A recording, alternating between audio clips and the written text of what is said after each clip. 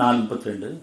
மேலும் எதன் மூலம் உங்களில் சிலரை வேறு சிலரை விட அல்லாஹ் மேன்மையாக்கி இருக்கின்றானோ அதனை ஆசை கொள்ளாதீர்கள். ஆண்களுக்கு அவர்கள் சம்பாதித்த பங்கு உண்டு, பெண்களுக்கும் அவர்கள் சம்பாதித்த பங்கு உண்டு. எனவே அல்லாஹ்விடம் அவன் அருளை கேளுங்கள். நிச்சயமாக அல்லாஹ் எல்லா பொருட்களையும் நன்கு அறிந்தவனாக இருக்கின்றான். மேலும் எதன் மூலம் உங்களில் சிலரை விட அல்லாஹ் மேன்மையாக்கி இருக்கின்றானோ அதனை ஆசை கொள்ளாதீர்கள். ஆண்களுக்கு அவர் சம்பாதித்த பங்கு உண்டு, பெண்களுக்கும் அவர் சம்பாதித்த பங்கு உண்டு. எனவே அல்லாஹ்விடம் அருளை கேளுங்கள். நிச்சயமாக அல்லாஹ் எல்லா பொருட்களையும் நன்கு அறிஞ்சவனுக்கு தான் நம்முடைய மன அறிஞ்சவனுக்கு. நீங்கள் அருளை விரும்புறீங்களா, பொருளை விரும்புறீங்களா? அறிவு விரும்புறீங்களா, ஞானம் விரும்புறீங்களா? சண்டை விரும்புறீங்களா, சமாதானத்தை விரும்புறீங்களா? படைச்ச விரும்புறீங்களா, படைக்கப்பட்ட விரும்புறீங்களா? சத்தியத்தை விரும்புறீங்களா, சடங்குகளை விரும்புறீங்களா? எல்லாம் அதை கவனிக்கலாம். நம்ம எல்லாமே விரும்பிட்டோம், ஆனால் வாழ்க்கை அளவு மாறி போயிடும்.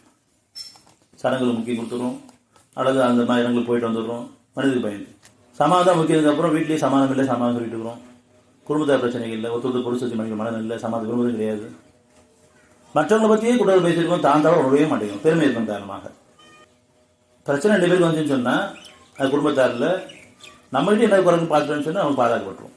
நம்ம கவனம் எல்லாம் அவங்க மேலே தான் இருக்குது.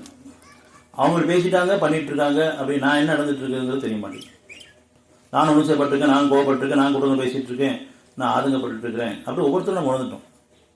நம்ம உணர்ச்சிருக்கோம், அவங்க உணர்ச்சிருக்காங்க. இப்போ யார் முதல் உணர்வு பெறாங்களோ சமாதானம் விரும்பணும். நமக்காக அவங்களுக்கும் சமாதானம் விரும்பணும்.